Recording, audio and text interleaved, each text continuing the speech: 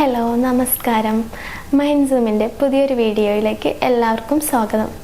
ഇന്ന് ജെൻസിനിടയിൽ ട്രെൻഡിങ് ആയിക്കൊണ്ടിരിക്കുന്ന ഒരു ടേമാണല്ലോ സിറ്റുവേഷൻഷിപ്പ്. ശരിക്കും എന്താണ് ഈ സിറ്റുവേഷൻഷിപ്പ്?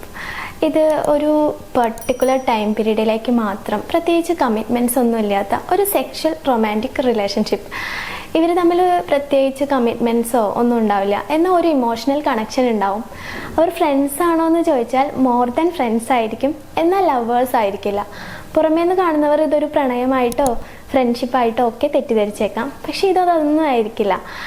ഇവർ തമ്മിൽ അങ്ങനെ പ്രത്യേകിച്ച് കമ്മിറ്റ്മെൻറ്റ്സോ കാര്യങ്ങളോ ഒന്നും ഉണ്ടാവില്ല. ഇതൊരു കൺസിസ്റ്റൻറ്റ് റിലേഷൻഷിപ്പ് ആയിരിക്കില്ല, സ്റ്റേബിൾ ആയിരിക്കില്ല, ഇതിനിടയിൽ ഒരു ക്ലാരിറ്റി ഉണ്ടാവില്ല എന്നുള്ളതാണ് സത്യം. പക്ഷെ പൊതുവേ ഈ സിറ്റുവേഷൻഷിപ്പിലുള്ള വ്യക്തികൾ തമ്മിൽ ഒരുമിച്ച് ടൈം സ്പെൻഡ് ചെയ്യാറുണ്ട്, അവരൊരുമിച്ച് പുറത്ത് പോവാറുണ്ട്, ടെക്സ്റ്റ് ചെയ്യും, സെക്സ്റ്റ് ചെയ്യും, ഫിസിക്കലി ഇൻറ്റിമേറ്റ് ആവാറുണ്ട്.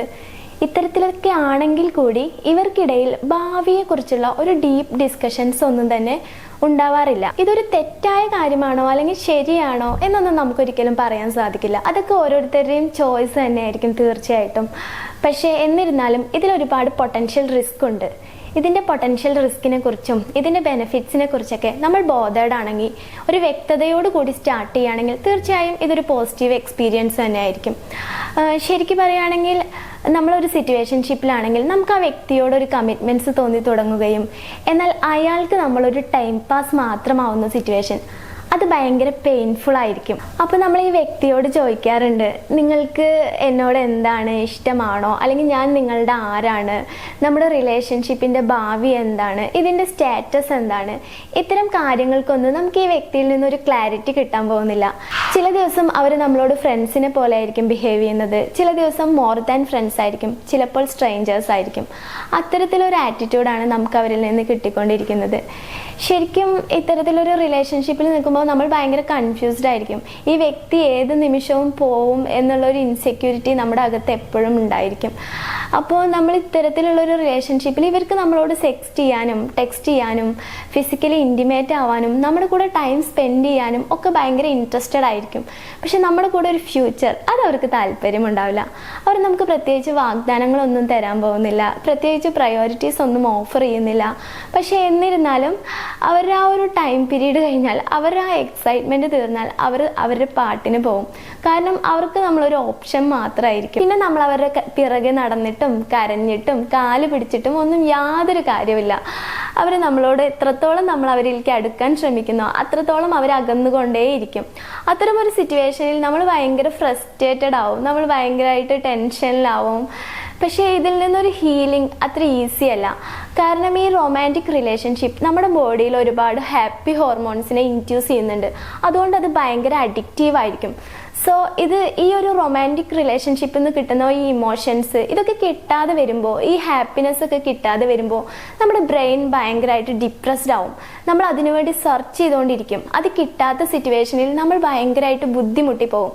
അതായത് സ്ഥിരമായിട്ട് നമുക്ക് കിട്ടിക്കൊണ്ടിരുന്ന ഒരു ഗുഡ് നൈറ്റ് മെസ്സേജ് അല്ലെങ്കിൽ ഉറങ്ങുന്നതിന് മുന്നേയുള്ള ചെറിയൊരു കോൺവെർസേഷൻ, ഇതിലൊക്കെ നമ്മൾ ഭയങ്കര ഹാപ്പി ആയിരിക്കും. അതായത് നമ്മുടെ ബ്രെയിനിനൊരു സിഗ്നൽ കൊടുത്തുകൊണ്ടിരിക്കുക, നമ്മൾ സേഫാണ് അല്ലെങ്കിൽ നമ്മളെ കെയർ ചെയ്യാൻ ഒരാളുണ്ട്, അത്തരത്തിലൊരു സിഗ്നൽ കിട്ടിക്കൊണ്ടിരിക്കുകയാണ്. അപ്പോൾ ഇത് കിട്ടാതെ വരുമ്പോൾ നമ്മുടെ ഉറക്കമൊക്കെ നഷ്ടപ്പെട്ടുകൊണ്ടിരിക്കും.